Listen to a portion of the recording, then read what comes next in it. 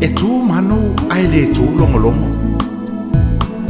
Ua au le nofo ai. Ai ua au tu lai ma whailo atu ia te oe usoe. Pele o le taua fiafi ea lea ma le taua lunga o mea uma o le nei o langa ua tātou iai. A tonu ua manatu I fonisi. Ele I tai se I toi titi.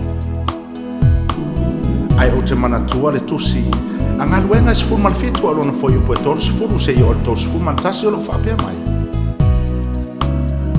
Na whaapale pale le atua I ona po o le valea.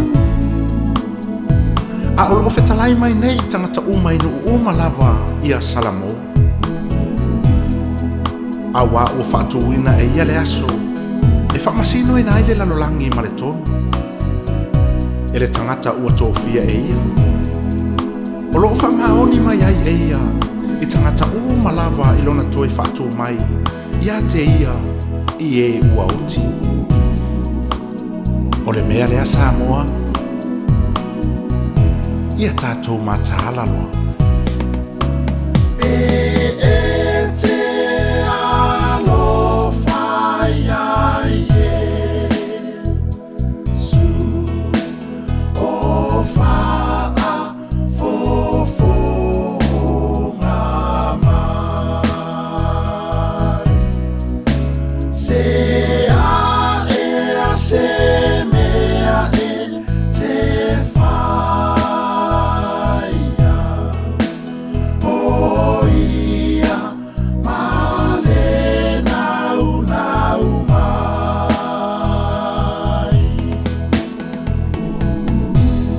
O te langona o le amanatu I fonisi ua tātou loa umalava le ali.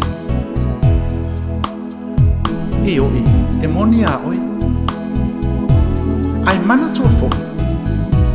E ese lau iloa o Yesu. Ese lau le talia ina o ia. E avea ma whaaola I to tonu ia te oi.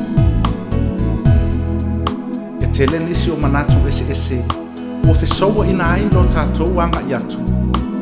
I le fina ngalo o Yesu. E toa telefo inisi o tangata ua na ona kerisiano I le tausia o tu la fono le tuspaia.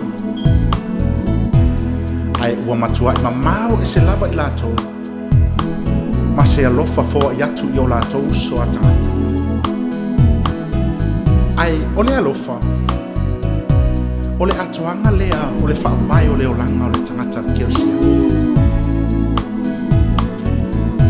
O le alofa fo'i e puna mai ia I le ainga o Yesu Keriso ia.